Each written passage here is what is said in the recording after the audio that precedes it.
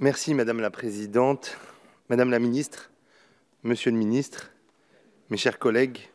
Comme le disait Frédéric Ozanam en 1836, souvent la fraude se fait précéder d'un fantôme de loyauté.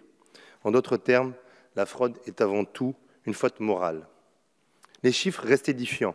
Ainsi, en 2018, près de 409 000 infractions et escroqueries économiques et financières en tout genre ont été enregistrées, selon l'excellent rapport de nos collègues Hugo Bernalicis et Jacques Maire, que je salue pour leur travail d'une grande qualité. Ce travail fait honneur à notre Parlement, car là encore, il met des mots sur ce qui semble n'être, pour beaucoup, que quelque chose d'abstrait et de lointain. Ces dernières années, cette délinquance multifacette n'a cessé de progresser, tant en termes de complexité des schémas montés, ce qui rend complexe ce travail de chiffrage, que de poids pour les finances publiques. Ainsi, il n'existe pas de chiffrage ferme, précis, global, même si tous les experts s'accordent à dire que les pertes liées à la seule fraude fiscale, qui représente seulement une catégorie de cette délinquance, s'élèveraient entre 80 et 100 milliards d'euros par an. Ce manque à gagner représente près de 6% des dépenses publiques de notre pays. Cette somme permettrait la construction de plus de 20 000 écoles ou plus de 300 hôpitaux. Ce n'est pas faire preuve de démagogie que de dire cela. Il s'agit là du rapport entre la délinquance économique et financière et ce qu'elle représenterait dans notre budget. Cette somme est considérable. De surcroît, si l'on compare, pour prendre un exemple qui me touche particulièrement, au budget de l'Agence pour l'enseignement du français à l'étranger, ponctionner 33 millions d'euros sur 380 millions de dotations, comme cela a été fait en 2017, au risque de mettre en péril le modèle de nos écoles françaises dans le monde, vous en conviendrez, Madame la Ministre, si l'on compare ces 33 millions d'euros aux 100 milliards d'euros qui s'évanouissent dans la nature chaque année, c'est bien peu. 100 milliards d'euros par an, c'est là aussi l'objectif mondial résultant de l'accord de Paris concernant la lutte contre le changement climatique. Par conséquent, pour tout citoyen, mais encore davantage pour les Français du monde, lutter contre la fraude fiscale est un impératif non seulement économique et social, mais aussi politique. En effet, au nom de quoi certains pourraient-ils se soustraire à leurs obligations envers la nation et finalement envers la République elle-même?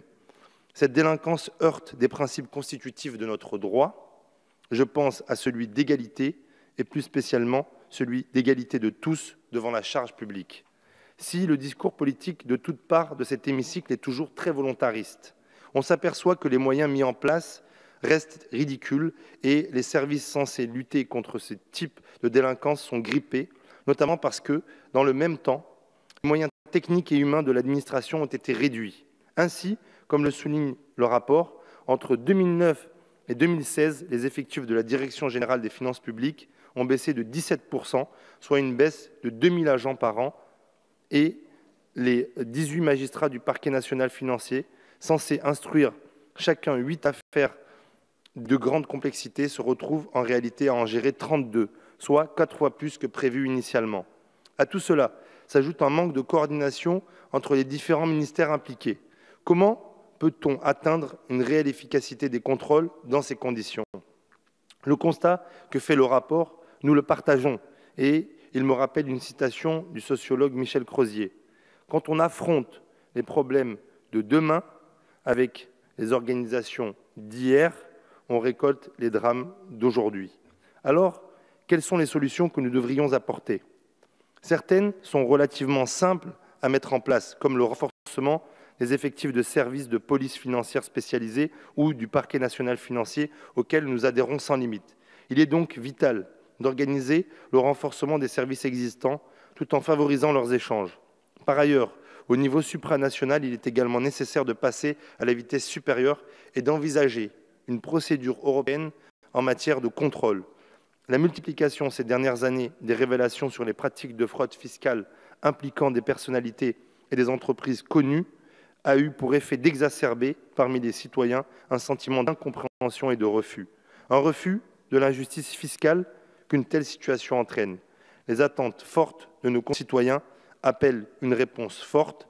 Elle est aussi du devoir des pouvoirs publics et du gouvernement. Je vous en